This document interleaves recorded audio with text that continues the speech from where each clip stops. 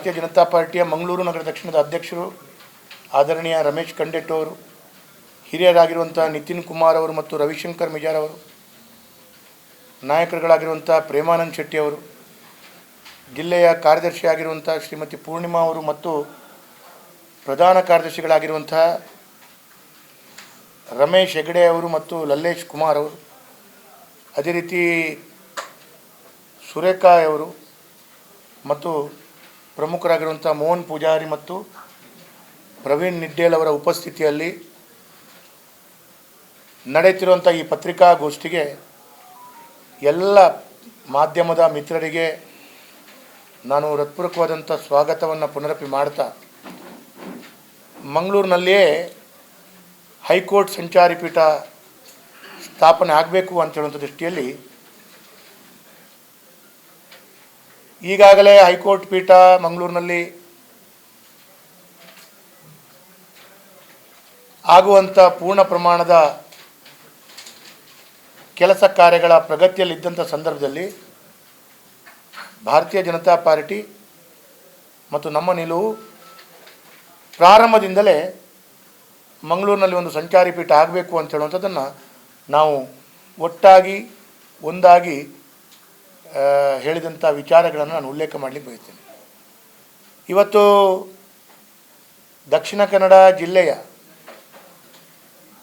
ವಕೀಲರ ಸಂಘದ ವತಿಯಿಂದ ಭಾಳಷ್ಟು ಪರಿಶ್ರಮ ಪ್ರಯತ್ನಗಳನ್ನು ಮಾಡಿ, ಆ ಪರಿಶ್ರಮದ ಪ್ರಯತ್ನದ ಫಲವಾಗಿ ಈ ಹಿಂದೆ ದಕ್ಷಿಣ ಕನ್ನಡ ಜಿಲ್ಲೆಯ ವಕೀಲರ ಸಂಘದ ಅಧ್ಯಕ್ಷರು ಮತ್ತು ಪದಾಧಿಕಾರಿಗಳು, ಅಧ್ಯಕ್ಷರಾದಂಥ ರಾಘವೇಂದ್ರ ಅವರು, ಅದೇ ರೀತಿ ಪದಾಧಿಕಾರಿಗಳಂಥ ಗಿರೀಶ್ ಮತ್ತು ಎಲ್ಲರೂ ನ್ಯಾಯಾಲಯದಲ್ಲಿ ನ್ಯಾಯವಾದಿಗಳಾಗಿ ಸೇವೆಯನ್ನು ಸಲ್ಲಿಸಿದ್ದಂಥ ಮೋಹನಪ್ಪ ಭಂಡಾರಿ ಅವರು ಮತ್ತು ವಿಧಾನ ಪರಿಷತ್ ಸದಸ್ಯರಾಗಿರುವಂಥ ಐವನ್ ಡಿಸೋಜ್ ಅವರು, ಅದೇ ರೀತಿ ವಿಧಾನ ಪರಿಷತ್ನ ಸದಸ್ಯರಾಗಿರುವಂಥ ಕಿಶೋರ್ ಕುಮಾರ್ ಪುತ್ತೂರ್ ಅವರು, ಶಾಸಕನಾಗಿ ನಾನು, ಡಾಕ್ಟರ್ ಭರತ್ ಶೆಟ್ಟಿ ಅವರು, ಉಮಾನಾಥ್ ಕೋಟ್ಯಾನ್ರು, ನಾವೆಲ್ಲರೂ ಪಕ್ಷಾತೀತವಾಗಿ ಎಲ್ಲರೂ ಒಟ್ಟಾಗಿ ಒಂದಾಗಿ ಯಾವುದೇ ಜಾತಿ ಮತ ಧರ್ಮ ಪಕ್ಷಗಳಿಲ್ಲದೆ ಮಂಗಳೂರಿನಲ್ಲಿ ಸಂಚಾರಿ ಪೀಠ ಆಗಬೇಕು ಅಂಥೇಳಿ ಈ ಹಿಂದೆ ನಾವು ಕಾನೂನು ಮಂತ್ರಿಗಳಾಗಿದ್ದಂಥ ಎಚ್ ಕೆ ಪಾಟೀಲ್ ಅವರಿಗೆ ಮನವಿಯನ್ನು ಕೊಟ್ಟಿದ್ದೆವು. ಆ ಮನವಿಯ ಫೋಟೋ ದಾಖಲೆ ಕೂಡ ನಮ್ಮ ಹತ್ರ ಇದೆ.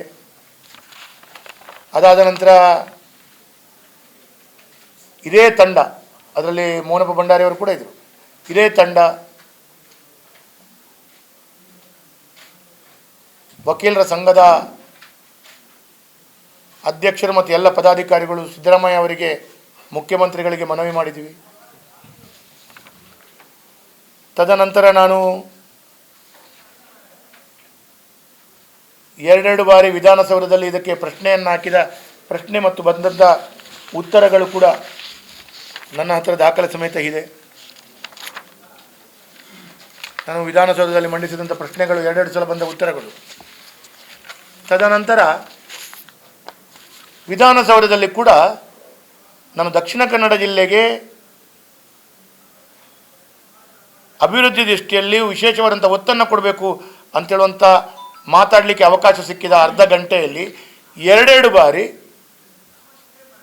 ನಾನು ಮಂಗಳೂರಿನಲ್ಲಿ ಸಂಚಾರಿ ಪೀಠದ ಬಗ್ಗೆ ವಿಶೇಷವಾಗಿ ಧ್ವನಿಯನ್ನು ಎತ್ತುವಂಥ ಕೆಲಸ ಕಾರ್ಯಗಳು ಮಾಡಿದ್ದೇನೆ. ಹಾಗಾಗಿ ಯಾವುದೇ ರೀತಿಯ ನಮ್ಮೆಲ್ಲರ ಕರಾವಳಿಯ ತುಳುನಾಡಿನ ಎಲ್ಲರ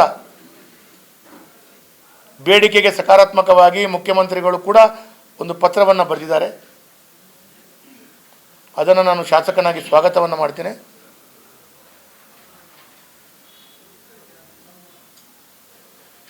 ಬೇರೆ ಬೇರೆ ಭಾಗದಲ್ಲಿ ಕೆಲವಾರು ಕಡೆಗಳಲ್ಲಿ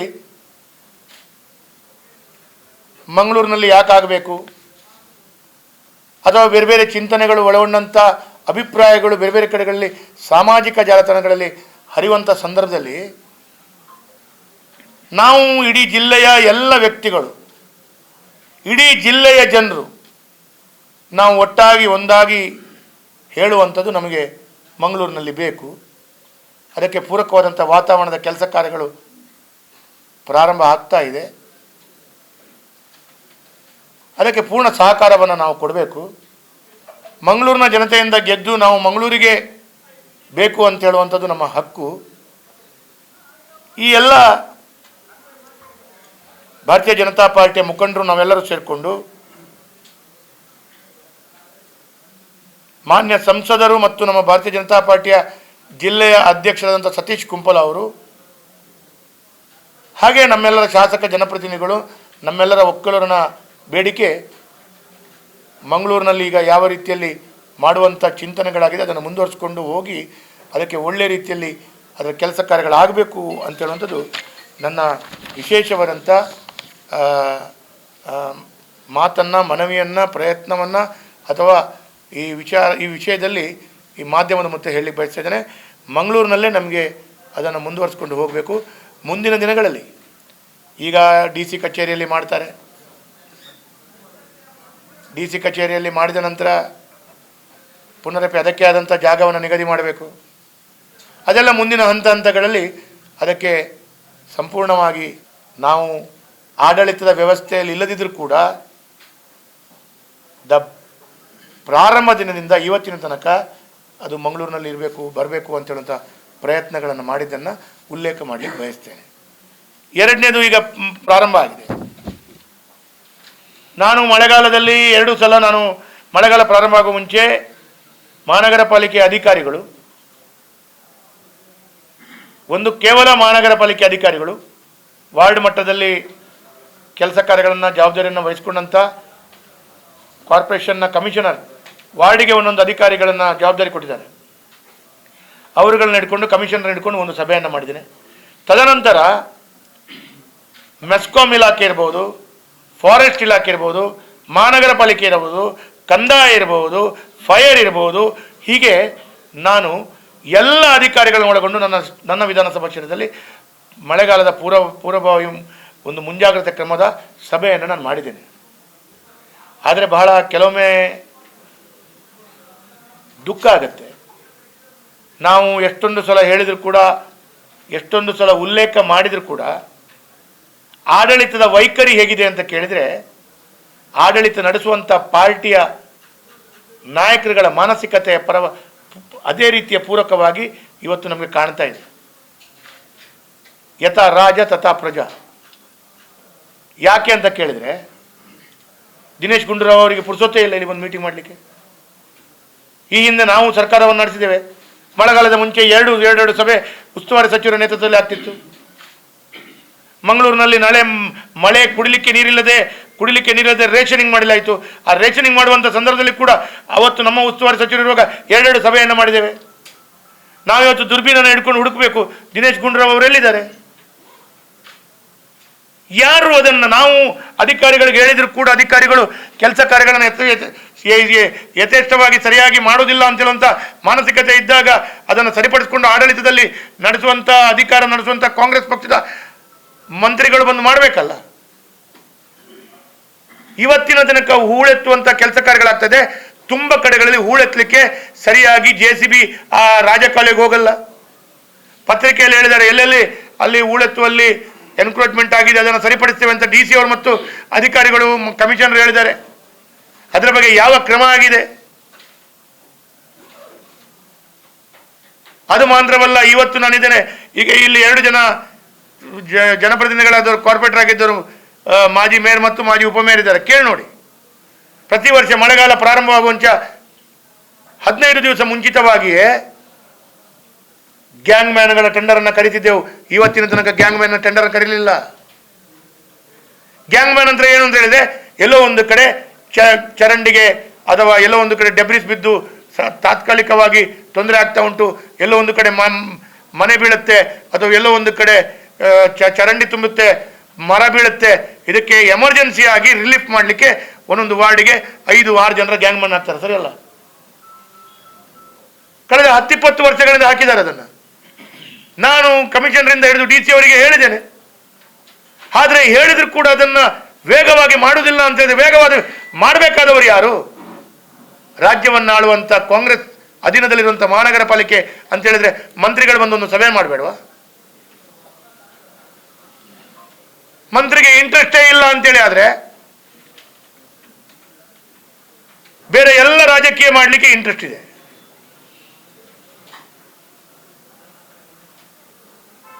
ಆದರೆ ಇದರಲ್ಲಿ ಇಂಟ್ರೆಸ್ಟ್ ಇಲ್ಲ ಅಂತೇಳಿ ಆದರೆ ಮಂಗಳೂರಿಗೆ ತೊಂದರೆ ಆದರೆ ಆಡಳಿತದ ವ್ಯವಸ್ಥೆಯಲ್ಲಿ ನಾವು ಪ್ರಯತ್ನಗಳನ್ನು ಮಾಡಿ ಪರಿಶ್ರಮದಿಂದ ಎಲ್ಲ ರೀತಿಯ ಕೆಲಸ ಕಾರ್ಯಗಳನ್ನು ಮಾಡಿದ ನಂತರ ಅಲ್ಪ ಸ್ವಲ್ಪದ ಮಟ್ಟಿಗೆ ಏನಾದರೂ ತೊಂದರೆಗಳಾದಾಗ ಅದು ತೊಂದರೆಗಳಾಯಿತು ಅಂತೇಳಿ ಆದರೂ ಕೂಡ ಅದಕ್ಕೆ ಏನು ಮಾಡಲಿಕ್ಕಾಗಲ್ಲ.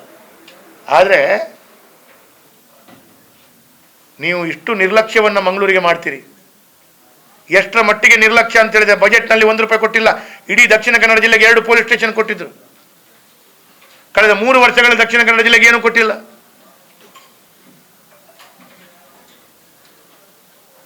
ಯಾವುದೇ ಒಂದು ಕೆಲಸ ಕಾರ್ಯಗಳು ಸರಿಯಾಗಿ ಆಗ್ತಾ ಇಲ್ಲ.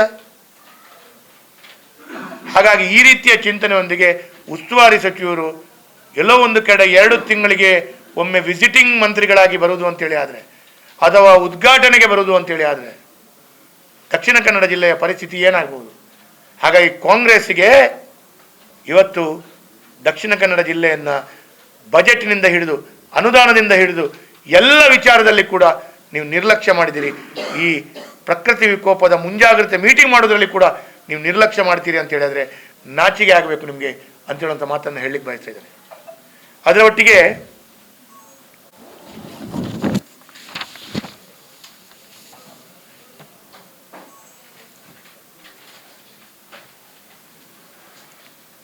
ಮಂಗಳೂರಿನ ಇವತ್ತು ಕದ್ರಿ ಹಿಲ್ಸ್ ಸರ್ಕಾರಿ ಕೈಗಾರಿಕಾ ತರಬೇತಿ ಸಂಸ್ಥೆಯ ಆವರಣದಲ್ಲಿ 20.85 ಕೋಟಿ ವೆಚ್ಚದಲ್ಲಿ ನೂತನ ಕರ್ನಾಟಕ ಜರ್ಮನ್ ತಾಂತ್ರಿಕ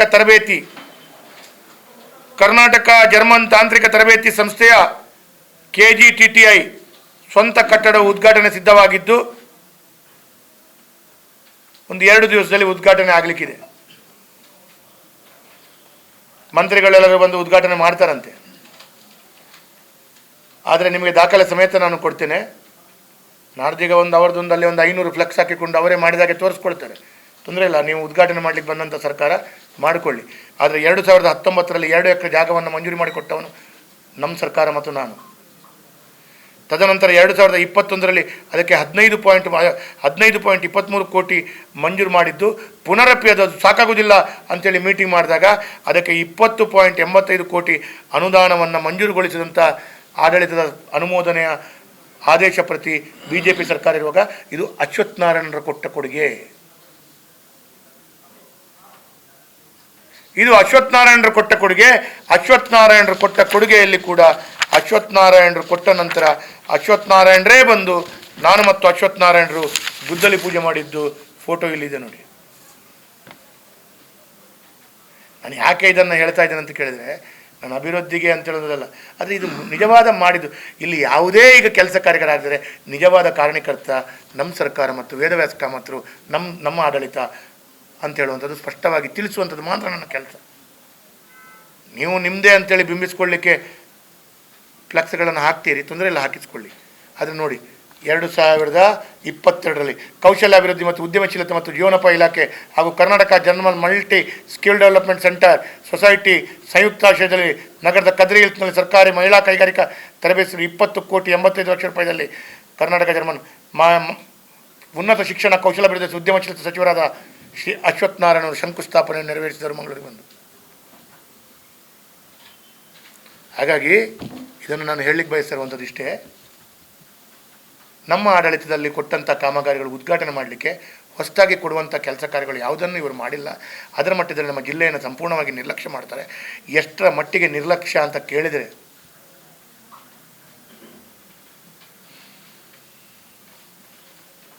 3 ರಿಂದ 4 ತಿಂಗಳಾಯಿತು ಪಿಂಚಣಿಗಳು ಬರ್ತಾ ಇಲ್ಲ.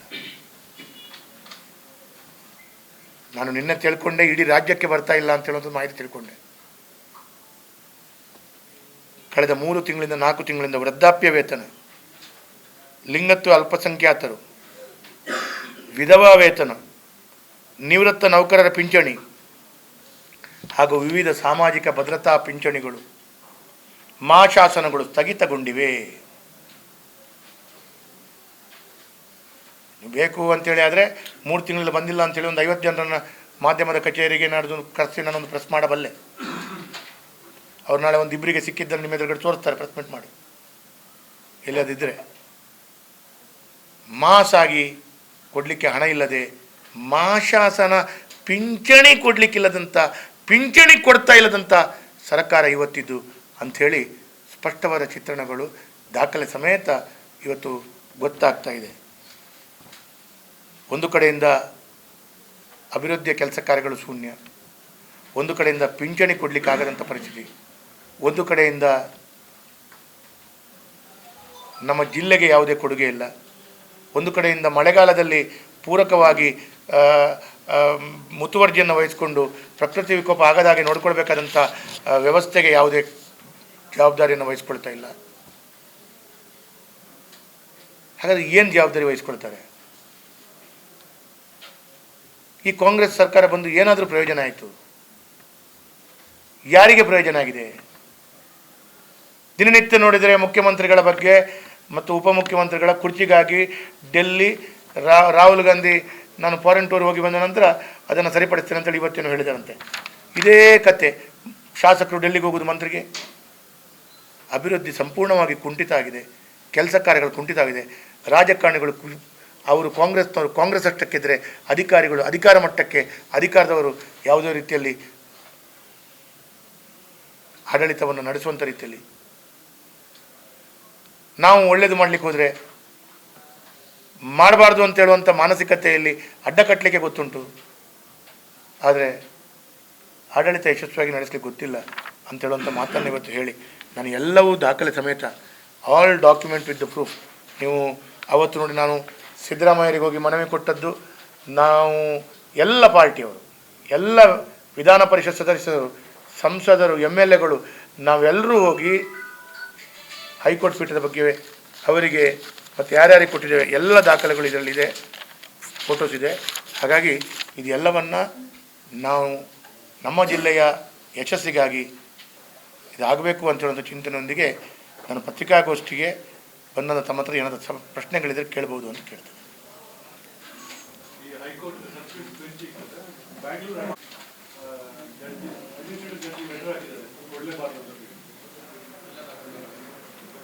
ಪ್ರಥಮತವಾಗಿ ಮುಖ್ಯಮಂತ್ರಿಗಳು ಮಂಗಳೂರಿಗೆ ಒಂದು ಪತ್ರವನ್ನು ಬರೆದದ್ದು, ಅಂದರೆ ಜಿಲ್ಲಾಧಿಕಾರಿಗಳಿಗೆ ಒಂದು ಪತ್ರ ಬರೆದಿದ್ದಾರೆ. It is not one kind of administrative approval. ಮುಖ್ಯಮಂತ್ರಿಗಳು ಅಡ್ಮಿನಿಸ್ಟ್ರೇಟಿವ್ ಅಪ್ರೂವಲ್ ಕೊಟ್ಟದಲ್ಲ, ಅವರೊಂದು ಪತ್ರ ಬರೆದಿದ್ದಾರೆ. ಅದಕ್ಕೆ ಒಂದು ಸೂಕ್ತವಾದಂಥ ಏನು ಇದು ಮಾಡಿಕೊಳ್ಬೇಕಾದ್ರೆ ಏನೆಲ್ಲ ಮಾಡ್ಬೋದು, ಹೇಗೆ ಏನಂತೇಳಿ ಚಿಂತನೆ ಮಾಡಿ ಅಂಥೇಳೋ ರೀತಿಯಲ್ಲಿ ಅದಕ್ಕೆ ಪೂರಕವಾದಂಥ ಒಂದು ಪಾಸಿಟಿವ್ ವ್ಯವಸ್ಥೆಯಲ್ಲಿ ಮುಖ್ಯಮಂತ್ರಿಗಳು ಪತ್ರ ಬರೆದಿದ್ದಾರೆ. ಆ ಪತ್ರಕ್ಕೆ ಜಿಲ್ಲಾಧಿಕಾರಿಗಳು ಕೂಡ ಅವರ ಏನೋ ಒಂದು ಕೆಲಸ ಕಾರ್ಯಗಳು ಪ್ರಾರಂಭ ಮಾಡಿದ್ದೇವೆ. ಹಾಗಾಗಿ ಬೇರೆ ಬೇರೆ ಭಾಗದಲ್ಲಿ ಬೇರೆ ಬೇರೆ ರೀತಿಯ ಚಿಂತನೆಗಳು, ಅಭಿಪ್ರಾಯಗಳು ಇರ್ತದೆ, ಅವರವರ ಅಭಿಪ್ರಾಯಗಳು. ಆದರೆ ನಾವು ನಮ್ಮ ಜಿಲ್ಲೆಗೆ ಬೇಕು ಅಂತ ಹೇಳುವಂಥದ್ದು, ನಾವು ನಮ್ಮ ಜಿಲ್ಲೆಯ ಪತ್ರಿಕಾ ಮಾಧ್ಯಮದಿಂದ ಹಿಡಿದು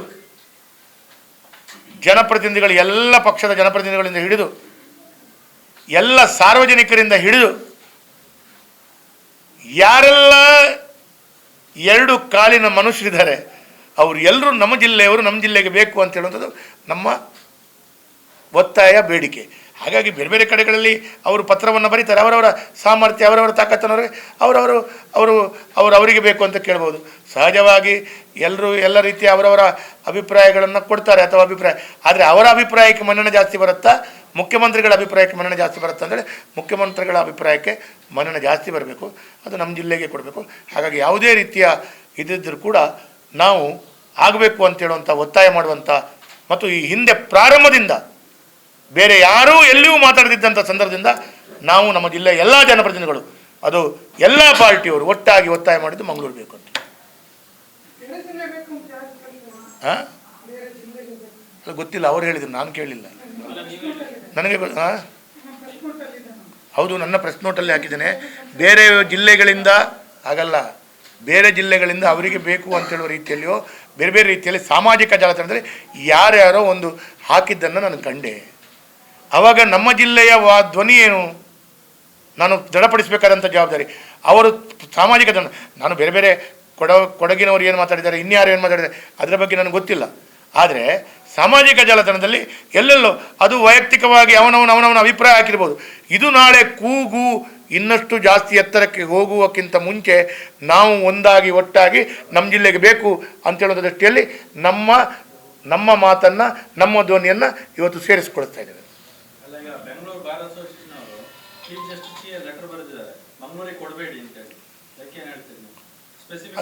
ಅದು ಬೆಂಗಳೂರು ಬಾರ್ ಅಸೋಸಿಯೇಷನ್ಗೆ ಸಂಬಂಧಪಟ್ಟ ವಿಚಾರ. ನಾನು ಹೇಳ್ತೇನೆ ಇವತ್ತು ಆಡಳಿತದಲ್ಲಿ ನಮ್ಮ ಜಿಲ್ಲೆಗೆ ಈಗ ಉದಾಹರಣೆಗೆ ಅವತ್ತು ಮುಖ್ಯಮಂತ್ರಿಗಳ ಹತ್ರ ಹೋದಾಗ ನೇತೃತ್ವ ವಹಿಸಿಕೊಂಡವರು ಸ್ಪೀಕರ್. ನಾನು ಹೇಳ್ತೇನೆ ಸ್ಪೀಕರ್ ಅವರು ಮುಖ್ಯಮಂತ್ರಿಗಳಿಗಿಂತ ಒಂದು ಸ್ಥಾನ ಮೇಲಕ್ಕೆ ಅಂಥೇಳಿ ಒಂದು ವ್ಯವಸ್ಥೆಯಲ್ಲಿ ಚಿಂತನೆ ಇರುವರು. ನಾನು ಇಷ್ಟೇ ಹೇಳುವಂಥದ್ದು, ಯಾರು ಎಲ್ಲಿ ಬೇಕಾದರೆ ಏನು ಬೇಕಾದರೆ ಕಾಗದ ಬರಲಿ, ಏನು ಬೇಕಾದರೆ ಬರಲಿ, ನಾವು ಎಲ್ಲ ರಾಜಕೀಯ ಪಾರ್ಟಿಯವರು, ಎಲ್ಲ ಜನಪ್ರತಿನಿಧಿಗಳು ನಾಳೆ ಮುಖ್ಯಮಂತ್ರಿಗಳ ಹತ್ರ ಪುನರ್ಪೈ ಬರಬೇಕು ಅಂಥೇಳಿ ಸ್ಪೀಕರ್ ಅವರು ಅವರ ನೇತೃತ್ವದಲ್ಲಿ ಅಥವಾ ಇನ್ಯಾರ್ಯಾರು ನಮ್ಮನ್ನು ಕರೆದರೆ ನಾನು ಮತ್ತು ಸಂಸದರು ಎಲ್ಲ ಶಾಸಕರು ನಾವು ಹೋಗ್ತೀವಿ. ಇನ್ನೂ ಬೇಕು ಅಂತ ಹೇಳಿದರೆ ಕಾರ್ಪೊರೇಟರ್ಗಳನ್ನು ಕರ್ಕೊಂಡು ಹೋಗ್ತೀವಿ. ಬೇಕಾದರೆ ಇನ್ನೂ ಬೇಕು ಅಂತೇಳಿ ನಮ್ಮ ಜಿಲ್ಲಾಧ್ಯಕ್ಷ, ನಮ್ಮ ಪಕ್ಷದ ಪ್ರಮುಖರನ್ನು ಕರ್ಕೊಂಡು ಹೋಗ್ತೀವಿ. ನಮಗೆ ನಮ್ಮ ಜಿಲ್ಲೆಗೆ ಒಳ್ಳೆಯದಾಗಬೇಕು ಅಂತ ಕಾಳಜಿ ಇದೆಯಲ್ಲ, ಅವರ ಇಂಟೆನ್ಷನ್ ಇಸ್ ಕ್ಲಿಯರ್. ಅದಕ್ಕೆ ಅವರ್ಯಾರೋ ಅವರವರ ಪ್ರಯತ್ನಗಳನ್ನು ಏನೇನೋ ಮಾಡ್ಕೊಳ್ತಾರೆ, let them do. But we are having speaker ಅಂತ ಒಂದು ಉನ್ನತ ಸ್ಥಾನ ಇದೆಯೋ, I am not talking about UT Khader, ಇದು ಪೋಸ್ಟ್, ಆ ಸ್ಥಾನ ಇದೆಯೋ ಆ ಸ್ಥಾನದವರು ಅದು ಮಂಗಳೂರಿಗೆ ಬರುವಂಥ ದೃಷ್ಟಿಯಲ್ಲಿ ನಮ್ಮೆಲ್ಲರನ್ನು ಸೇರಿಸ್ಕೊಂಡು ಮಂಗಳೂರಿಗೆ ಉಳಿಸ್ಕೊಳ್ಳುವಂಥ ದೃಷ್ಟಿಯಲ್ಲಿ ಮತ್ತು ಮಂಗಳೂರಿಗೆ ಇನ್ನು ಮುಂದಿನ ದಿನಗಳಲ್ಲಿ ಅದು ಇನ್ನಷ್ಟು ಸೇವಾ ರೀತಿಯ ಕೆಲಸ ಕಾರ್ಯಗಳು ಚಟುವಟಿಕೆ ಮಾಡಿಕೊಳ್ಳುವಂಥ ದೃಷ್ಟಿಯಲ್ಲಿ ಅವರ ವ್ಯವಸ್ಥೆಗಳ ಚಿಂತನೆಗೆ ನಾವು ಸಂಪೂರ್ಣವಾಗಿ ಇದ್ದೇವೆ. ಯಾವುದು ರಾಜ್ಯ ಅಭಿವೃದ್ಧಿಗೆ ಮಾದರಿ ಅಂತೇಳಿ CM ಹೇಳಿದವರು. ನಾನು CM ಅವರ ಹತ್ರ ಕೇಳಲಿಕ್ಕೆ ಹೋದರೆ ಈಗ ನಾನು ಒಂದು 500 ಪ್ರಶ್ನೆಗಳನ್ನು ಕೇಳಬಲ್ಲೆ, ಒಂದೆರಡಲ್ಲ, 500 ಕ್ವಶನ್. ಸರಿಸುಮಾರು 100ಕ್ಕೂ ಹೆಚ್ಚಿನ ಅಧಿಕ ವಸ್ತುಗಳಿಗೆ ಬೆಲೆ ಏರಿಕೆ ಮಾಡಿದ್ರಿ. ಬೆಲೆ ಏರಿಕೆ ಮಾಡಿದಂಥ ಒಟ್ಟು ಆದಾಯಗಳು ಎಷ್ಟಾಗತ್ತೆ ಗೊತ್ತಾ? ನಮ್ಮ ಸರ್ಕಾರ ಇರುವಾಗ ಬೆಲೆ ಏರಿಕೆ ಮಾಡದೇ ಇದ್ದಾಗ ಹಾಲು, ಡೀಸೆಲ್, ಪೆಟ್ರೋಲ್ನ ಮೇಲೆ ಸೆಸ್ಸಿಂದ ಹಿಡಿದು stamp duty, death certificate, registration charges, ಹೀಗೆ ಎಲ್ಲವನ್ನ, ಮೆಸ್ಕಾಮ್ ಚಾರ್ಜಸ್, ಹೀಗೆ ಏನೆಲ್ಲ ಏರಿಸಿದ್ದಾರೆ ನೋಡಿ, ಅದು ಎಲ್ಲವೂ ವಾರ್ಷಿಕವಾಗಿ ಎಷ್ಟು ಸಾವಿರ ಕೋಟಿ ಆಗುತ್ತೆ ಗೊತ್ತಾ? ಎಕ್ಸೈಸ್, ಆ ಎಲ್ಲ ಹಣಗಳು ಎಲ್ಲಿ ಹೋಗ್ತಾ ಇದೆ? ನೀವು ಗ್ಯಾರಂಟಿಗಳನ್ನು ಕೊಡ್ತಾ ಇದ್ದೀರಿ. ಒಂದು ಕಡೆಯಿಂದ ನೀವು ಬಜೆಟ್ ಮಂಡನೆ ಮಾಡುವಾಗ ನಮ್ಮ ಈ ವಾರ್ಷಿಕ ಆದಾಯ ಇಷ್ಟು ಅಂತ ಹೇಳ್ತೀರಿ. ನಮಗೆ ಈ ವರ್ಷ ಇಷ್ಟು ನಮ್ಮ ವಾರ್ಷಿಕ ಆದಾಯ ಬರುತ್ತೆ, ಆ ವಾರ್ಷಿಕ ಆದಾಯದಲ್ಲಿ ಇಷ್ಟು ನಾವು ಅಭಿವೃದ್ಧಿಗೆ ಕೊಡ್ತೇವೆ, ಇಷ್ಟು ಗ್ಯಾರಂಟಿಗೆ ಕೊಡ್ತೇವೆ ಅಂತ ನೀವು ಹೇಳ್ತೀರಿ. ಅಷ್ಟು ಗ್ಯಾರಂಟಿಗೆ ಕೊಡ್ತಾ ಇದ್ದಾರೆ. 3 ವರ್ಷದಲ್ಲಿ ಯಾವುದೇ ಒಂದು ಕಾಂಟ್ರಾಕ್ಟರ್ಗೆ ಯಾಕೆ ಪೇಮೆಂಟ್ ಬರಲ್ಲ? ರೈತ ಆತ್ಮಹತ್ಯೆ ಮಾಡಿಕೊಳ್ಳುವಂಥ ಪರಿಸ್ಥಿತಿ ಅಲ್ಲ, ಕಾಂಟ್ರಾಕ್ಟರ್ ಆತ್ಮಹತ್ಯೆ ಮಾಡಿಕೊಳ್ಳುವಂಥ ಪರಿಸ್ಥಿತಿ ತಂದೊಟ್ಟಿದ್ಯಾರು? ಕಾಂಗ್ರೆಸ್ ಸರ್ಕಾರ ಅಲ್ಲ. ಬ್ಯಾಂಕಿನ ಬಡ್ಡಿ ಕಟ್ಟಲಿಕ್ಕಾಗದೆ ಪರಿಸ್ಥಿತಿಗಳು ಇದ್ದಾಗ ಅಭಿವೃದ್ಧಿಗೆ 1 ರೂಪಾಯಿ ಕೊಡ್ಲಿಕ್ಕಾಗದಂತ. ಅದಕ್ಕೆ ನಾನು ಹೇಳ್ತೇನೆ, ನಾನು ಇಡೀ ರಾಜ್ಯದನ್ನು ನಾನು ಹೋಲಿಕೆ ಮಾಡಿ ಮಾತಾಡಲ್ಲ. ನಾನು ನಮ್ಮ ಜಿಲ್ಲೆಗೆ ಕೇಳ್ತೇನೆ, ನನ್ನ ಮಂಗಳೂರಿಗೆ ಕೇಳ್ತೇನೆ. ಮಹಾತ್ಮ ಗಾಂಧಿ ನಗರ ವಿಕಾಸ ಯೋಜನೆ 2 ಅಂತ ಕೊಟ್ಟು 500 ಕಡೆಯಲ್ಲಿ ಫ್ಲೆಕ್ಸ್ ಹಾಕಿದ್ರಲ್ಲ, 1 ನಿಲ್ಲಿಸಿದ್ರಿ. ಆ 1 ಬಜೆಟಲ್ಲಿ ಘೋಷಣೆ ಮಾಡಿದ್ದು, ಆ 1 ಬಜೆಟಲ್ಲಿ ಘೋಷಣೆ ಮಾಡಿದ್ದನ್ನು ನಮ್ಮ ಸರ್ಕಾರ ಕೊಟ್ಟಾಗ ನಿಲ್ಲಿಸಿದ್ದು, ಆ ನಿಲ್ಲಿಸಿದ್ದನ್ನು 2 ಮಾಡಿ ಹೊಸ ಲೇಬಲಲ್ಲಿ ಹೊಸ ಮುಖ್ಯಮಂತ್ರಿ ಪೋಸ್ಟ್ ಒಟ್ಟಿಗೆ ಬಂತು, ಅಷ್ಟೇ. It is budget announced programme during last government. You can't stop it. Stop ಮಾಡಿದ್ರು, ಕೊಟ್ಟರು. ಅದು ಬಿಟ್ಟು ನೀವು ಬೇರೆ ಏನು ಕೊಟ್ಟಿದ್ದೀರಿ ಹೇಳಿ? What else you have given? ಇವತ್ತು ವೆನ್ಲಾಕ್ ಆಸ್ಪತ್ರೆಗೆ ಇವತ್ತು ನಾಳೆಗೆ ಏನೋ ಗುದ್ದಲಿ ಪೂಜೆಗೆ ದಿನೇಶ್ ಗುಂಡೂರಾವ್ ಬರ್ತಾ ಇದ್ದಾರೆ. ಸೆಂಟ್ರಲ್ ಗೌರ್ಮೆಂಟ್ ಫಂಡ್ ಎಷ್ಟಿದೆ ಅದರಲ್ಲಿ? ಇನ್ವಿಟೇಷನ್ ಅಲ್ಲಿ ಮತ್ತು ಪೇಪರ್ನಲ್ಲಿ ಹಾಕ್ತಾರಲ್ಲ, it is central sponsored programme. ಅದು ಉದ್ಘಾಟನೆ ಸಂದರ್ಭದಲ್ಲಿ ಸಂಸದರ ಸ್ಪೀಚಲ್ಲಿ ಹೇಳ್ಯಾರ, ಆಲ್ ಹೆಲ್ತ್ ಪ್ರೋಗ್ರಾಮ್ಸ್ ಆಯಿತು. ಇನ್ನೊಂದು 10 ಕೋಟಿಯ ಇನ್ನೊಂದು ಕೆಲಸ ಆಗ್ತದೆ, ಅದು MRPL ಮತ್ತು ಅವರ, ಅದು ಕೂಡ ಸೆಂಟ್ರಲ್ ಗೌರ್ಮೆಂಟ್ನ ಇನ್ಸ್ಟಿಟ್ಯೂಷನ್. ನಿಮ್ಮ ಸರ್ಕಾರದ್ದು ಏನಿ ಮಾರ್ರೆ? ಸೆಂಟ್ರಲ್ ಗೌರ್ಮೆಂಟ್ನ ಎಲ್ಲ ಕಾರ್ಯಕ್ರಮಗಳು ಅನುಷ್ಠಾನ ಮಾಡಲಿಕ್ಕೆ ಸ್ಟೇಟ್ ಗೌರ್ಮೆಂಟ್ಗಳು ಮೊನ್ನೆ ಬೇಡ, ಇಲ್ಲಿ ಕರಾವಳಿ ಉತ್ಸವ ಗ್ರೌಂಡ್ನಲ್ಲಿ ಇವರು ದೊಡ್ಡ ಕಾರ್ಯಕ್ರಮವನ್ನು ಮಾಡಿದರು. ಕೌಶಲ್ಯಾಭಿವೃದ್ಧಿ ಮಂತ್ರಿಗಳು ಬಂದು ಮಂಗಳೂರಿನಲ್ಲಿ ರಾಜ್ಯ ಮಟ್ಟದ ಕಾರ್ಯಕ್ರಮ. 70% ಸೆಂಟ್ರಲ್ ಗೌರ್ಮೆಂಟ್ ಸ್ಕೀಮ್ ಅದು. ನಾನು ಸ್ಪೀಚಲ್ಲಿ ಹೇಳಿದೆ, ಮಾಧ್ಯಮದಲ್ಲಿ ಇದ್ದರು, ಸ್ಪೀಚಲ್ಲಿ ಮಂತ್ರಿಗಳ ಎದುರುಗಡೆ ಹೇಳಿದೆ ನಾನು. ನೀವು ಮುಖ್ಯಮಂತ್ರಿಗಳದ್ದು 500 ಫ್ಲೆಕ್ಸ್ ಹಾಕಿದಿರಿ, ಸೆಂಟ್ರಲ್ ಗೌರ್ಮೆಂಟ್ನ 70% ಹಣ ಇದೆ, ಒಂದು ಪ್ರಧಾನಮಂತ್ರಿದು ಮತ್ತು ಶಿವರಾಜ್ ಸಿಂಗ್ ಚೌಹಾಣ್ರದ್ದು ಒಂದು ಫೋಟೋ ಹಾಕಿದ್ರ ಕೇಳಿದೆ ನಾನು ಸ್ಪೀಚಲ್ಲಿ. ನಾನು ರಾಜಕೀಯ ಮಾಡಲಿಕ್ಕೆ ಹೊರಟಿಲ್ಲ, ನೀವು ಮಾಡಲ್ಲ ಅಂತ ಹೇಳಿದ್ರೆ ನಾನು ಕೇಳಬೇಕಲ್ಲ, ನನ್ನ ಸರ್ಕಾರದಲ್ಲ. ಇದಕ್ಕೆ ನಾನು ನಿಮ್ಮ ಹತ್ರ ಹೇಳ್ತೇನೆ, ಏನು ಮಾದರಿ 100ಕ್ಕಿಂತ ವಸ್ತುವಿನ ಮೇಲೆ ಬೆಲೆ ಜಾಸ್ತಿ ಮಾಡಿದ್ದು ಮಾದರಿ ರಾಜ್ಯ ಸರ್ಕಾರನ, ಅಥವಾ ಈ ರೀತಿಯ ಭ್ರಷ್ಟಾಚಾರ ಮಾಡಿದ್ದು ಮಾದರಿ ಸರ್ಕಾರನ? ಬ್ರಹ್ಮಾಂಡ ಭ್ರಷ್ಟಾಚಾರ, ಮೂಡದಲ್ಲಿ ಹಗರಣ ಮಾಡಿದ್ದರಿಂದ ಹಿಡಿದು ವಾಲ್ಮೀಕಿ ಹಗರಣದಿಂದ ಹಿಡಿದು ಎಲ್ಲ ಹಗರಣದಲ್ಲಿ ಮಂತ್ರಿಗಳು, ಎಕ್ಸೈಸ್ ಎಕ್ಸ್ ಮಂತ್ರಿಗಳು ಈ ರೀತಿಯ ಬ್ರಹ್ಮಾಂಡ ಭ್ರಷ್ಟಾಚಾರ ಮಾಡಿದ್ದು ನಿಮ್ಮ ಒಳ್ಳೆಯ ಸರ್ಕಾರದ ಮಾದರಿ ಸರ್ಕಾರನ, ಅಥವಾ ಅಭಿವೃದ್ಧಿಗೆ ಹಣ ಕೊಡದೇ ಇರುವಂಥದ್ದು ಇನ್ನೊಂದು ಮಾದರಿಯ ಯೋಜನೆಯ? ದಿನನಿತ್ಯ ಶಾಸಕರುಗಳು ಇಕ್ಬಾಲ್ ಹುಸೇನ್ ಮಾತಾಡೋದು, ರಾಜಣ್ಣ ಮಾತಾಡೋದು, ದಿನನಿತ್ಯ ಮಾತಾಡೋದು ಮುಖ್ಯಮಂತ್ರಿಗಳು ಬದಲಾಗಲೇಬೇಕು, ಆಗದಿದ್ರೆ ಬಿಡುವುದಿಲ್ಲ, ಸತ್ಯಕ್ಕೆ ನ್ಯಾಯ, ನ್ಯಾಯಕ್ಕೆ ಸತ್ಯ, ಸತ್ಯದಿಂದಲೇ ಮುಂದಾಟ, ನಾವು ನನ್ನದ ವಿಷಯದಲ್ಲಿ ಮಾತಾಡಬೇಡಿ. ಇದಕ್ಕೆ ಕೊಡಬೇಕಾ? ಯಾವುದಕ್ಕೆ ಕೊಡಬೇಕು ಅಂತ ಸಿದ್ದರಾಮಯ್ಯ ಹೇಳಬೇಕು. ಇವತ್ತು ನಾನು ಹೇಳ್ತೇನೆ, ಸಿದ್ದರಾಮಯ್ಯ ಅವರು ಏನು ಮಾಡಿದ್ದಾರೆ ಅಂತ ಕೇಳ್ತೇನೆ, ಇದನ್ನು ಹೇಳಿ. ಇವತ್ತು ಹೇಳ್ತೇನೆ, ಈ ರಾಜ್ಯಕ್ಕೆ 78-79 ವರ್ಷ ಆಯಿತು ಸ್ವತಂತ್ರ ಸಿಕ್ಕಿ ಈ ದೇಶಕ್ಕೆ. 78-79 ವರ್ಷಗಳಲ್ಲಿ, 71-72 ವರ್ಷಗಳಲ್ಲಿ ಈ ರಾಜ್ಯದ ಸಾಲ 2.25 ಲಕ್ಷ ಕೋಟಿ. ಸಿದ್ದರಾಮಯ್ಯರ 8 ವರ್ಷದ ಅವಧಿಯಲ್ಲಿ 6 ಲಕ್ಷ ಕೋಟಿ ಸಾಲ. ಇದಕ್ಕೆ ಕೊಡ್ಬೇಕಾ ನಿಮಗೆ ಮಾದರಿ ಸರ್ಕಾರ? ಇದಕ್ಕೆ ಕೇಳಬೇಕಾ? 6 ಲಕ್ಷ ಕೋಟಿ, 17-18 ಬಾರಿ ಬಜೆಟ್ ಮಂಡಿಸಿದಂಥ ಮುಖ್ಯಮಂತ್ರಿಗಳು, ಗಿನ್ನಿಸ್ ದಾಖಲೆ, ದೇವರಾಜ ಅರಸು ದಾಖಲೆ ಅಂತ ಹೇಳ್ತಿರಲ್ಲ. 6 ಲಕ್ಷ ಕೋಟಿ ಸಾಲ ಮಾಡಿ ಇಡೀ ಕರ್ನಾಟಕದಲ್ಲಿ ಅತ್ಯಧಿಕ ಸಾಲ ಮಾಡಿದಂಥ ಮಹಾಮುಖ್ಯಮಂತ್ರಿ ಯಾರಾದಿದ್ರೆ ಸಿದ್ದರಾಮಯ್ಯ ಅಂತೇಳಿ ಅದಕ್ಕಾದ್ರೂ ಸನ್ಮಾನ ಮಾಡಬೇಕಾ? ಯಾವುದಕ್ಕೆ ಮಾಡಬೇಕು ನೀವು?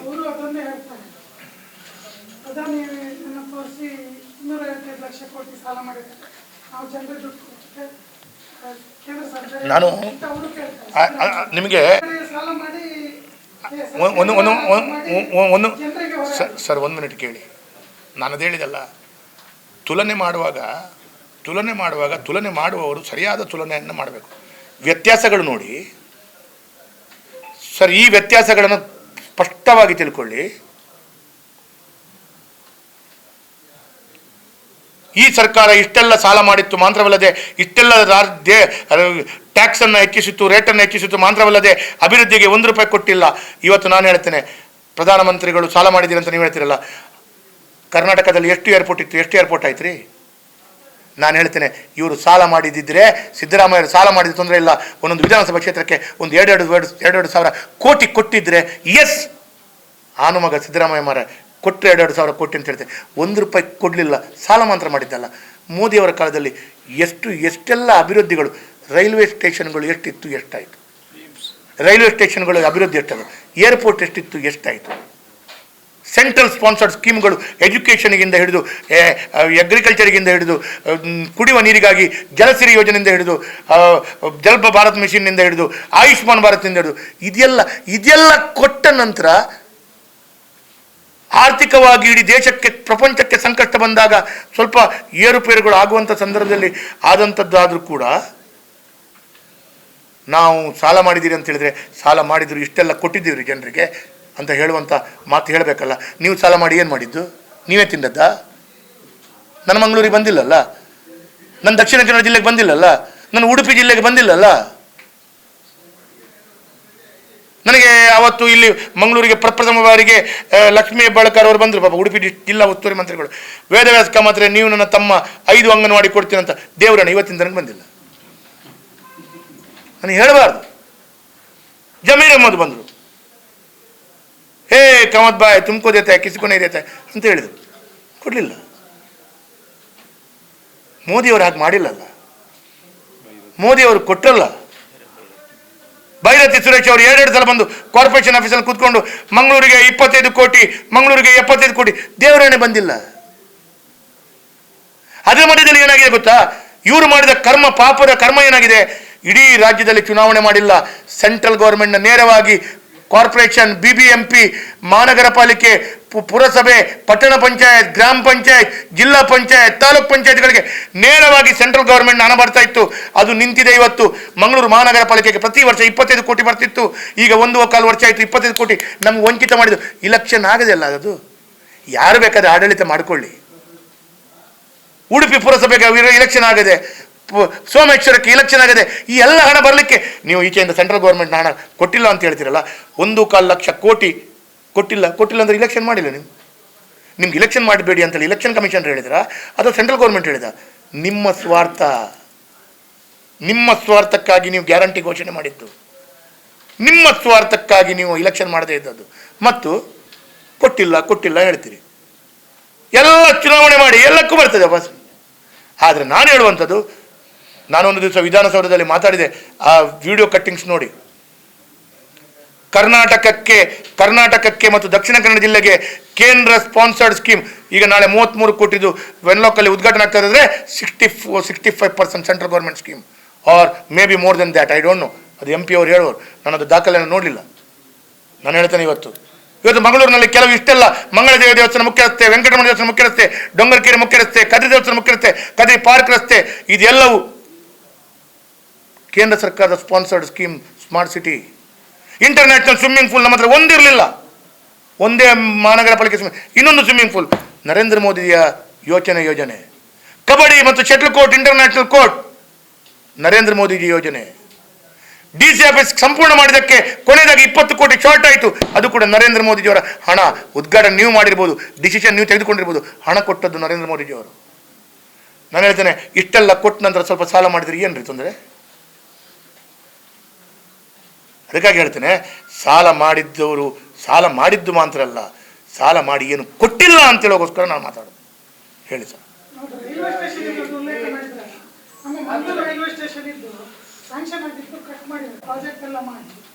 ನನಗೆ ನನಗೆ 1 ಮಿನಿಟ್, ಹಾಗೆ ಕಟ್ ಮಾಡೋದಿಲ್ಲ, ಕಟ್ ಮಾಡಲಿಕ್ಕೂ ಆಗೋದಿಲ್ಲ. ನಾನು ಹೇಳೋದು, ಕೆಲವೊಮ್ಮೆ ಜಾಗದ ಸಮಸ್ಯೆಗಳಿದ್ದಲ್ಲಿ, ಈಗ ನಾನು ನಿಮಗೆ ಹೇಳ್ತೇನೆ, ಮಂಗಳೂರಿನ ರೈಲ್ವೆ ಸ್ಟೇಷನಲ್ಲಿ ಇವತ್ತು ನಾನು ಹೇಳ್ತೇನೆ, ನಾನು ಮತ್ತು ಪ್ರೇಮಾನಂದ್ ಶೆಟ್ಟಿ ಇರ್ಬೋದು, ನಾವು ಇಲ್ಲಿ ಪ್ರಮುಖರು ಕೂತವರು ಹಲವು ಬಾರಿ ನಾವು ಅದರ ಸಭೆಯನ್ನು ಮಾಡಿದ್ದೇವೆ. MP ಅವರೊಂದಿಗೆ ಕೂತ್ಕೊಂಡು ಸಭೆಯನ್ನು ಮಾಡಿದ್ದೇವೆ. ಈ ಹಿಂದೆಯೂ DRM ಎಲ್ಲ ಮಟ್ಟದಲ್ಲಿ ಉಟ್ಕೊಂಡು ದೊಡ್ಡ ಮಟ್ಟದಲ್ಲಿ ಸಭೆ ಮಾಡಿದ್ದೇವೆ. ನಾನು ನಿಮಗೆ ಹೇಳ್ತೇನೆ, ನನಗೆ ಗೂಡು ಶೆಡ್ನ ಜಾಗವನ್ನು ರೈಲ್ವೆ ಇಲಾಖೆಯ ಗೂಡು ಶೆಡ್ ಜಾಗದಲ್ಲಿದೆ.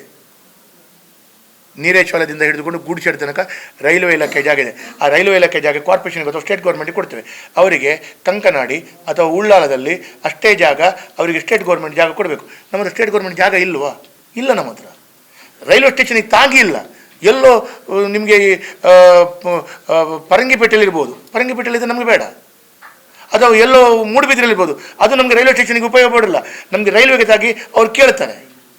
ಸೊ ನಾನು ಕಳೆದ ಟರ್ಮ್ನಲ್ಲಿ ಹುಡುಕಿ ನಮಗೆ ರೈಲ್ವೆ ಸ್ಟೇಷನ್ಗೆ ತಾಗಿ ಒಂದು 10-20 ಎಕರೆ ಜಾಗ ಬೇಕಲ್ಲ, ರೈಲ್ ಟ್ರ್ಯಾಕ್ ತಾಗಿ. It's all private property. ನಾನು ಹೇಳುವಂಥದ್ದು, ಈ ರೀತಿ ಸಮಸ್ಯೆಗಳು ಬಂದರೆ ಹಣಗಳು ಸಹಜವಾಗಿ ಕಡಿತ ಆಗ್ಬೋದು. ಯಾಕಂದರೆ ನಾನು ದೊಡ್ಡ ಬಿಲ್ಡಿಂಗ್ ಕಟ್ಟಬೇಕು, ರೈಲ್ವೆ ಸ್ಟೇಷನ್ ಉನ್ನತೀಕರಣ ಮಾಡಬೇಕು, ಜಾಗದ ಕೊರತೆ ಇದ್ದರೆ ಆ ಜಾಗಕ್ಕೆ ಸರಿಯಾಗಿ ಡೆವಲಪ್ ಮಾಡಬೇಕಲ್ಲ. ಆ ರೀತಿ ಏನಾದರೂ ಆದರೆ ಆಗಬಹುದು. ಬಿಟ್ಟರೆ ಮೋದಿ ಸರ್ಕಾರ ಹಣ ಕೊಟ್ಟ ನಂತರ, ಅದು ಕೂಡ ನಮ್ಮ ಜಿಲ್ಲೆಯಲ್ಲಿ ಇಷ್ಟು ವರ್ಷದಿಂದ ನಮ್ಮ BJPಯ ಸಂಸದರಿದ್ದುಕೊಂಡು ನೀವು ಹೋಗುತ್ತೆ, ಅದು ಕೂಡ ನಮ್ಮ ರಾಜ್ಯದ ಸೋಮಣ್ಣ ಇದ್ದುಕೊಂಡು ಕಡಿಮೆ ಆಗುತ್ತೆ ಅಂತ ಹೇಳಿದರೆ ಮತ್ತೆ ನಾವೆಲ್ಲ ಯಾಕಿರುವುದು ರೀ? Don't take tension. ಜಾಗವನ್ನು ಸ್ಟೇಟ್ ಗೌರ್ಮೆಂಟ್ ಕೊಟ್ಟರೆ ಎಷ್ಟು ಬೇಕು, ರೈಲ್ವೆ ಸ್ಟೇಷನ್ಗೆ ಇನ್ನು 10 ಹಳಿ ವಿಸ್ತರಣೆ ತರಿಸುವಷ್ಟು ಸಾಮರ್ಥ್ಯ, ಕೊಡುವಷ್ಟು ಸಾಮರ್ಥ್ಯ ಮೋದಿ ಸರ್ಕಾರಕ್ಕಿದೆ, ನಮಗಿದೆ. ಈಗ ಈ ಗ್ಯಾಂಗ್ಮ್ಯಾನ್ಗಳ ಇದು ಮಾಡಲಿಕ್ಕೆ ಈ ಭಾಗದಲ್ಲಿ ಮತ್ತೆ ಜಿಲ್ಲೆ ಈ ಲ್ಯಾಂಡ್ ಸ್ಲೈಡ್ ಅಥವಾ ಭೂಕುಸಿತ ಆಗುವಂಥ ಪ್ರದೇಶಗಳ ಐಡೆಂಟಿಫೈ ಮಾಡಿದ್ದಾರೆ, ಎಷ್ಟು ಮಾಡಿದ್ದಾರೆ, ಮತ್ತು ಯಾವ ರೀತಿ ಕ್ರಮಗಳನ್ನು?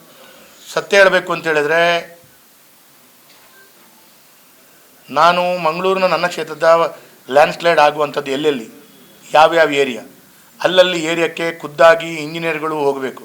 ಎಲ್ಲೆಲ್ಲಿ ಲ್ಯಾಂಡ್ ಸ್ಲೈಡ್ ಆಗುವಂಥದ್ದು ಇದೆ ಅಥವಾ ಎಲ್ಲಿ ಕೆಳಗಡೆ ಮನೆ ಇದೆ, ಅದರಿಂದ ಜೀವಕ್ಕೆ ಅಪಾಯ ಇದೆ, ಇದನ್ನು ಗಮನ ಕೊಟ್ಟು ಅವರಿಗೆ ಮುಂಚಿತವಾಗಿ ತಿಳಿಸಬೇಕು.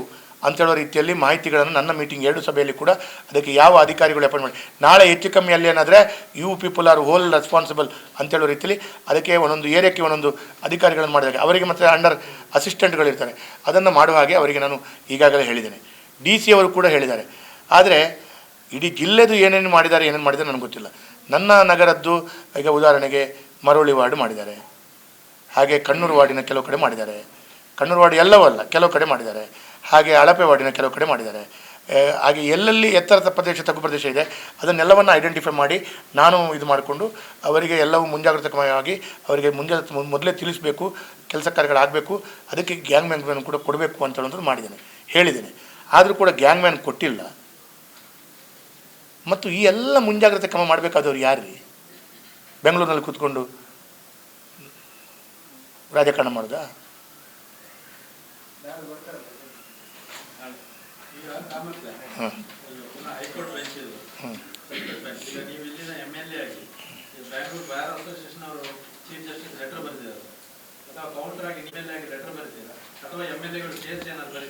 ಅದರ ಬಗ್ಗೆ ನಾವು ಯಾವ ರೀತಿಯಲ್ಲಿ ಅಂಥೇಳಿ ನಾನು ಒಂದು ಹೇಳ್ತೇನೆ.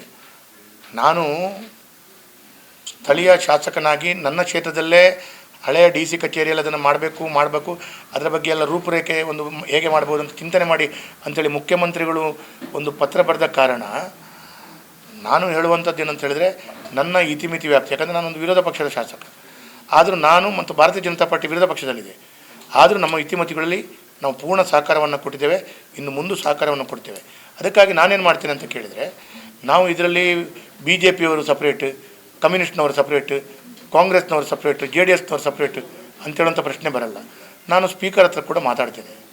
ನಮ್ಮದು ಇಡೀ ಇಲ್ಲಿ ಇದರಲ್ಲಿ ಯಾವುದೇ ರೀತಿಯ ವ್ಯವಸ್ಥೆಗಳಲ್ಲಿ ಗೊಂದಲ ಇಲ್ಲ. ನಾವು ಎಲ್ಲರೂ ಒಂದಾಗಿ ಒಟ್ಟಾಗಿ ನಮ್ಮ ಮಂಗಳೂರಿಗೆ ಈಗ ಮುಖ್ಯಮಂತ್ರಿಗಳು ಏನು ಆಶಾದಾಯಕವಾದಂಥ ಒಂದು ಪತ್ರವನ್ನು ಬರೆದಿದ್ದಾರೆ, ಆ ಆಶಾದಾಯಕ ಪತ್ರ ಮುಂದರಿಸ್ಕೊಂಡು ಹೋಗುವಂಥ ದೃಷ್ಟಿಯಲ್ಲಿ ಏನೆಲ್ಲ ಆಗಬೇಕು ಅದಕ್ಕೆ ಸ್ಪೀಕರ್ ಅವರ ನೇತೃತ್ವದಲ್ಲಿ ಮಾಡಿ ಅಂತೇಳಿ ನಾನು ಅವರಿಗೆ ಮಾತಾಡಿ ಅವರು ಯಾವಾಗ ಕರ್ತಾರೆ, ವೇದವ್ಯಾಸ ಕಮ್ಮತ್ರೆ, ಸಂಸದರೇ, ಭರತ್ ಶೆಟ್ಟರೆ, ಉಮಾನಾಥ್ ಕೋಟೆನ್ರೆ ಬನ್ನಿ ಅಂತ ಹೇಳಿದರೆ ನಾವು ಬರ್ತೇವೆ, ನಾವು ಗಟ್ಟಿಯಾಗಿ ಹೇಳ್ತೇವೆ. ಮತ್ತು ನಾವು ಬಾರ್ ಅಸೋಸಿಯೇಷನ್ ಬೆಂಗಳೂರಿನವರಿಗೆ ಪತ್ರ ಬರೆಯುವುದು ಅಥವಾ ಇನ್ಯಾರೋ ಬೀದರ್ನವ್ರು ಅಲ್ಲ ಚೀಫ್ ಜಸ್ಟಿಸ್ಗೆ ನಾನು ಯಾರು ಚೀಫ್ ಜಸ್ಟಿಸ್ಗೆ ಬರಲಿಕ್ಕೆ? ಹಾಗೆ MLA ಚೀಫ್ ಜಸ್ಟಿಸ್ಗೆ ಪತ್ರ ಬರೆಯುವ ಹಾಗೆ ಅದಕ್ಕೆ ಸರ್ ಅದಕ್ಕೆ ವಕೀಲರು ಚೀಫ್ ಜಸ್ಟಿಸ್ ಅವರಿಗೆ ಪತ್ರ ಬರೆಯುವುದು ಮತ್ತು ಶಾಸಕರುಗಳು ಚೀಫ್ ಜಸ್ಟಿಸ್ಗೆ ನೇರವಾಗಿ ಪತ್ರ ಬರೆಯುವುದು ಅದರಲ್ಲಿ ಬೇರೆ ಬೇರೆ ವ್ಯತ್ಯಾಸಗಳು ಬರುತ್ತೆ. ಅದು ನನಗೆ ಗೊತ್ತಿದೆ, ಅದರ ಇತಿಮಿತಿ ಅಂತ ನಾನು ಹೇಳಿದೆ. ಅದಕ್ಕೆ ನಾನು ಸ್ಪೀಕರ್ ಅವ್ರ ಹತ್ರ ಕೂಡ ಮಾತಾಡ್ತೇನೆ, ಸಂಸದರ ಹತ್ರ ಮಾತಾಡ್ತೇನೆ.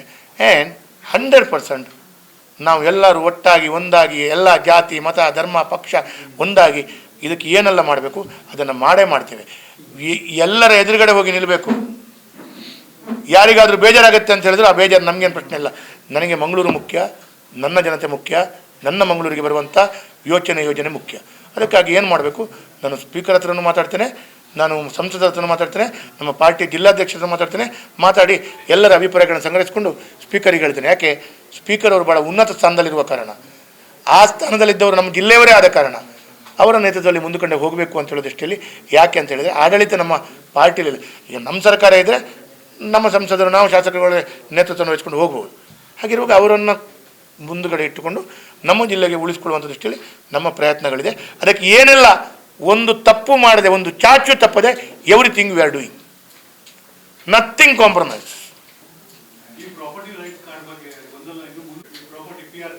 ಹೌದು, ಹಾಂ.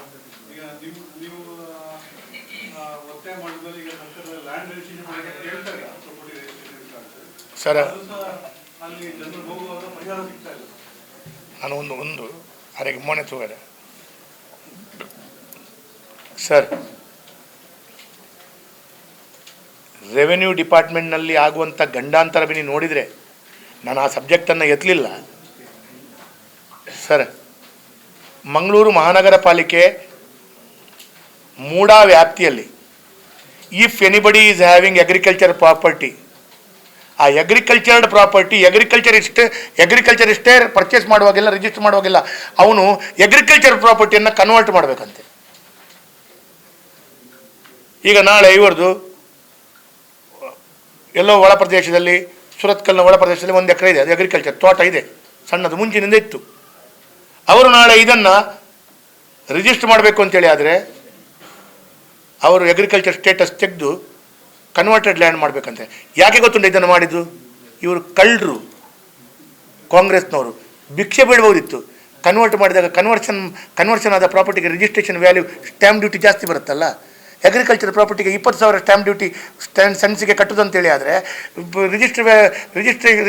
ಕನ್ವರ್ಟ್ ಆದ ಪ್ರಾಪರ್ಟಿಯ ರಿಜಿಸ್ಟ್ರೇಷನ್ ವ್ಯಾಲ್ಯೂ ಎಷ್ಟಾಗುತ್ತೆ? 4 ಲಕ್ಷಕ್ಕೆ 8% ಬರುತ್ತಲ್ಲ duty taxes.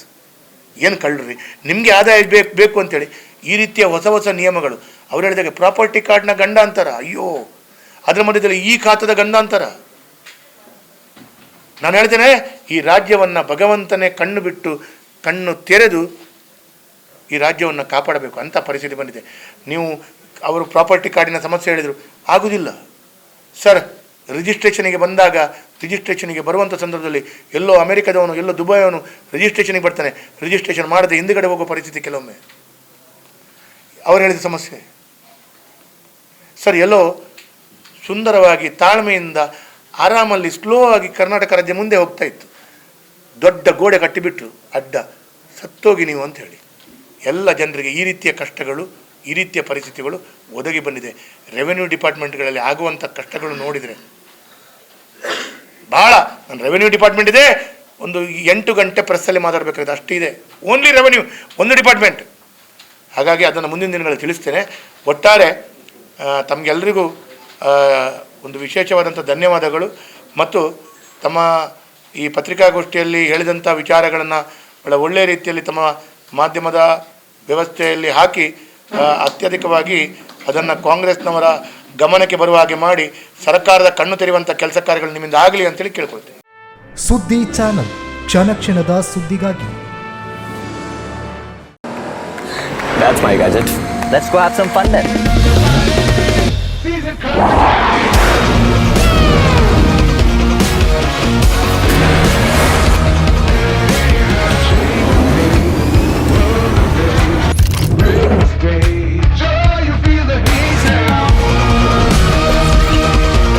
Introducing the hot and techy Brezza SCNG. Cool new SCNG tech for a cool new generation.